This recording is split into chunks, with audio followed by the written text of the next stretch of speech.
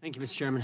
Appreciate you having this hearing. Mr. Tubin, this morning on national television, you said in talking about the whistleblower complaint relative to the phone conversation the President of the United States had with the President of Ukraine and the President's conduct relative to that country, you said today's Justice Department has been corrupted. Is that an accurate representation of the statement you made this Sure morning? is. And you were making that relative to the complaint that was filed and that you guys were talking about in the, it was a group discussion on the show this morning, is that right? Yep, Okay. Have you read the Department of Justice statement relative to this matter? I have.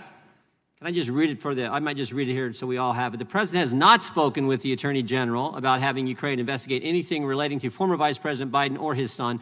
The President has not asked the Attorney General to contact Ukraine on this or any other matter. The Attorney General has not communicated with Ukraine on this or any other subject, nor has the Attorney General discussed this matter or anything relating to Ukraine with Mr. Giuliani. You're familiar with that? I am. And you stand by your statement that I the sure Justice do. Department is corrupted, and it's based on what the whistleblower said in the complaint. No, it is not based entirely on that. I just asked you what you were talking about, the whistleblower, and you said it was based on the whistle. You said the Justice Department is corrupted based on what you saw in the complaint. It was based on the whistleblower's complaint. It was based on the partial... It was based on the whistleblower's complaint? In part, and if you let me finish my answer, it is also based on the further... I'm going to interject here and caution my friend from Ohio that this subject is not germane to this hearing, and it's disruptive and it's disrespectful. Mr. Chairman, you've been through this process that we would have. Well, no, let me finish. Okay. It's disrespectful to the process that we would bastardize it for political purposes.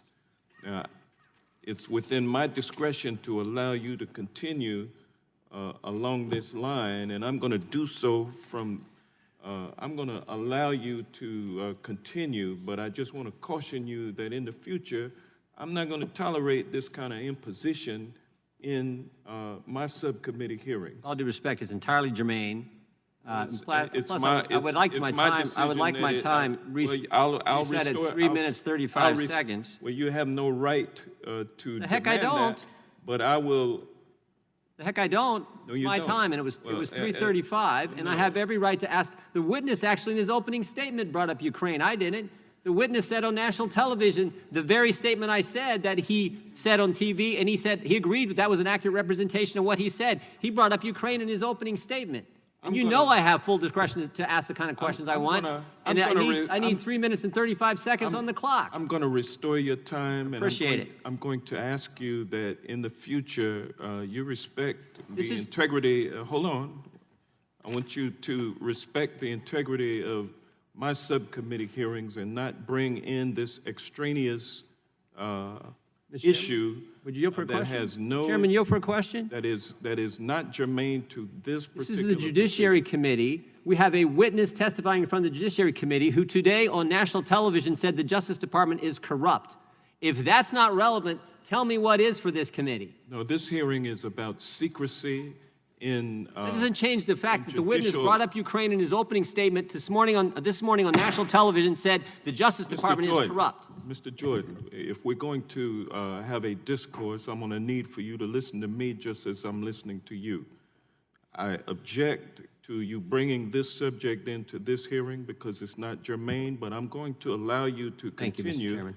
But I'm going to ask that in the future, you limit yourself to this hearing, intruding with extraneous material such as this. And with that, I will do my best, Mr. Chairman. Well, thank you, and I'll yield you 3 minutes and 30 seconds to continue your questioning. Our witness who said this morning the Justice Department is corrupt on national television, basing that, at least in part, earlier said, basing it on the whistleblower complaint. We need to remember a few things about this whistleblower. He had no firsthand knowledge of the phone call. He wasn't on the call, but we do know one thing about this whistleblower, Mr. Tubman.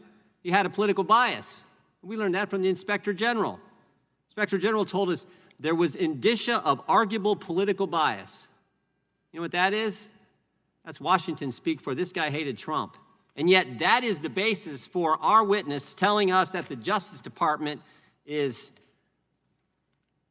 corrupt. Let me give you a few facts. Would you like an answer? I will in a second. Let me give you a few facts just to give a little context to this. Facts that happened in the Justice Department prior to Bill Barr taking over the Justice Department. Things that happened in the Obama Justice Department. You familiar with this, Mr. Tubin? That the Obama Justice Department's FBI spied on 2 Americans associated with the presidential campaign. You familiar with that? You familiar with the fact that the Obama Justice Department's FBI opened a counterintelligence investigation on the Republican Party's presidential candidate and didn't tell the candidate they had an investigation, a counterintelligence investigation open on him? Didn't tell him what was going on?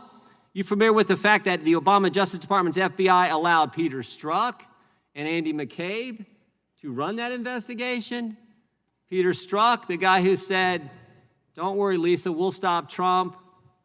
Trump should lose 100 million to 0. Andy McCabe." Now, this is not Jim Jordan talking. This is now the Inspector General. The Inspector General said Andy McCabe lied 3 times under oath. The Inspector General, Michael Horowitz, said that Peter Strzok should have never been allowed to head up that investigation, not because he had this bias against Clinton, or bias against Trump in favor of Clinton, I should say, but because he ran the Clinton investigation. He should have been prohibited from running that.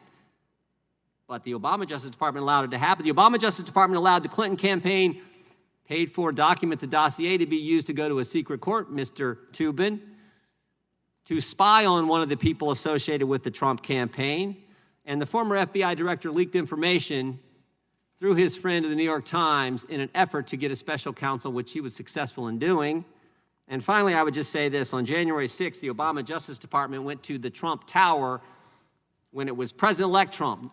January 6, 2017, they told the president-elect he was not under investigation, all the while trying to set him up as part of their Trump-Russia investigation. And again, not my words. That was in the report released just 3.5 weeks ago by the Inspector General, Michael Horowitz. And yet today, based on a whistleblower that had no firsthand knowledge, wasn't on the phone call, has a political bias against the president, you're saying this Justice Department is somehow corrupt. Well, I mean, if you want to just talk about the whistleblower, one of the extraordinary things about the whistleblower was that in the whistleblower's report, there is a summary of the phone call between the President of the United States and the President of Ukraine. And of course, as you point out, the whistleblower did not have access to the partial transcript that we've now seen. But notwithstanding the absence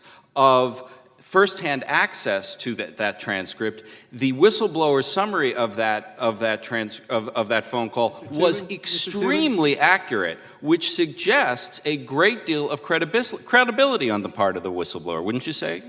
How do you know it's extremely accurate?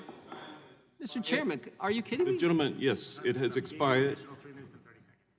The gentleman's time has expired, and let me say that you got a second round? It won't be a second round on this line. Heck, it won't. No, it won't. And I want the gentleman to know that the next time he comes in, one more question for Mr. Tubin. I want the gentleman to know that the next time he comes into my subcommittee and disrupts it in this way. How is this disruptive? Because you're off topic. And so if this should happen again, I'm going to be prepared through our rules to hold you accountable. And with that, Mr. Chairman, the rules allow me to ask the questions I want to ask. The only thing disruptive here is your behavior in limiting and interrupting my question. It was my 5 minutes. You interrupted. I got one more question that I would appreciate being able to ask the witness. With that, the gentleman is no longer recognized.